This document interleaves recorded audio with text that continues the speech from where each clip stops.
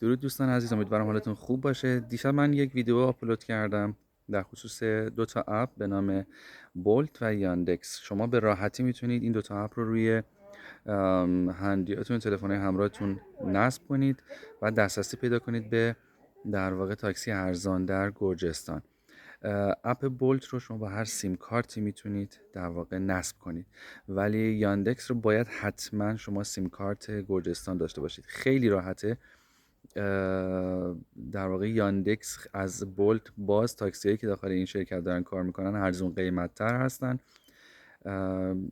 دفاتر زیادی هستن که سیم کارت میفروشن داخل گرجستان. به راحتی میتونید به اونجا برید. سیم کارت هایی هستن که شما با 6 لاری 7 لاری میتونید بخرید و 5 لاری هم شارژ، یعنی سرجم فکر کنم 4 یورو نشه. یه سیم کارت میخرید، روی گوشیاتون نصب میکنید و اپ یاندکس رو نصب میکنید. چرا؟ چون شما یه مسیر کوتاهی که با تاکسی عادی میخواید برید 30 تا 40 لاری ازتون میگیرن، شاید هم بعضا بیشتر، مخصوصا از فرودگاه که میخواید به هتل برید بالای 80 لاری ازتون میگیرن، گاهن 100 150 لاری هم گرفته شده. شما این اپ رو نصب کنین، دو تا اپ رو داشته باشین، با هر کدومشون به راحتی اون جایی که هستید رو در واقع خود اپ نشون میده به تاکسی. شما فقط مقصدتون رو مینویسید و سرچ میکنید. هم مینی ون دارن، خودشون میگن مینی ون، که برای 6 نفر بالا تعداد رو نوشته، چند نفر رو در واقع سوار میکنن. و در واقع تاکسی هایی که شما رو از فرودگاه مخصوصا مثلا به هتل میبره 150 60 لاری، شما میتونید با 16 17 لاری 16 لاری 18 لاری بین تا از 12 لاری تا 20 لاری به راحتی میتونید پیدا بکنید، مخصوصا با اپ یاندکس.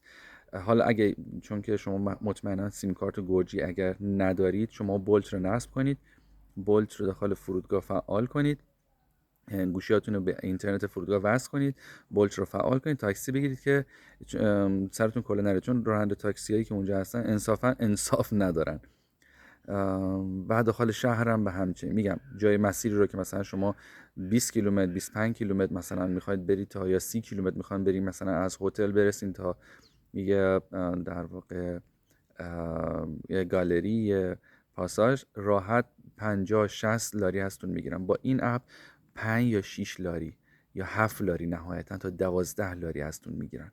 خیلی ارزون، یعنی 1 یورو 2 یورو، نهایتا 3 یورو، خیلی باشه 4 یورو هستون میگیرن.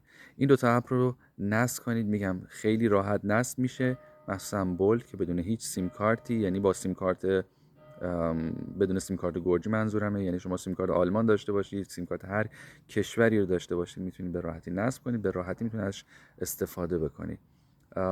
سوار تاکسی هایی که در واقع غیر از این اپ ها هستن در صورت لزوم نشید، تا جایی که میتونید سوار نشید.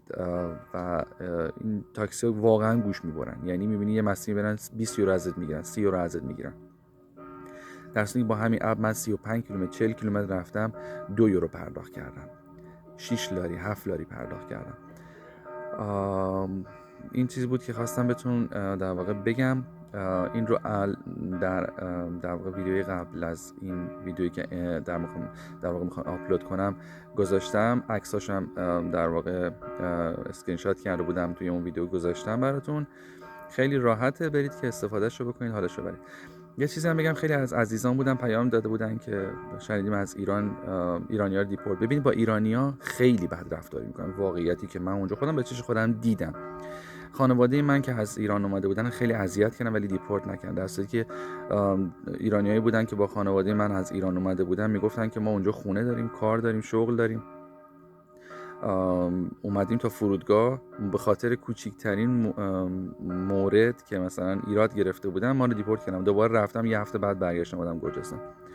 ایرانی هایی که از کشورهای اروپایی مثل آلمان یا هر کشوری اروپایی اومدن، مثلا با پاس، حالا من آلمان رو مثال میزنم، پاس آبی اومدن، به تبع اذیت شاید کرده باشن، خیلی هاشون هم شاید اذیت نکرده باشن، من رو اذیت کردن. ما یک ساعت و نیم ما رو نگه داشتن. تو ویدیوی قبلی گفتم بچه من 7 سالش اینقدر اذیت شده بود، نزدیک 12 13 ساعت نخوابیده بودیم تو فرودگاه.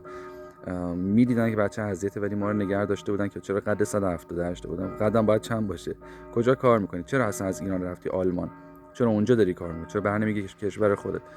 چیزی که اصلا به اونها هیچ ربطی نداره، ولی خب به هیچ عنوان نباید. یعنی اونا اینا سوال میکنن که شما رو اذیت کنن، برن رو مخ شما به قول معروف و شما رو یه بهونه‌ای ازتون بگیرن، مثلا شما رو عصبانی کنن و بگن به خاطر اینکه شما به اونا مثلا حمله کردید، فحاشی کردید، فلان اینا، شما دیپورت کنن. این کار اصلا نکنی. هر چی گفتم بگید آقا اوکی، ما مثلا اومدیم اونجا زندگیمون رو کنیم دیگه، حالا داریم کار میکنیم، زندگی میکنیم، حالا هر سوالی ازتون کردن 300 نشون بدین و جوابشون رو بدید که به امید خدا مشکلی پیش نیاد.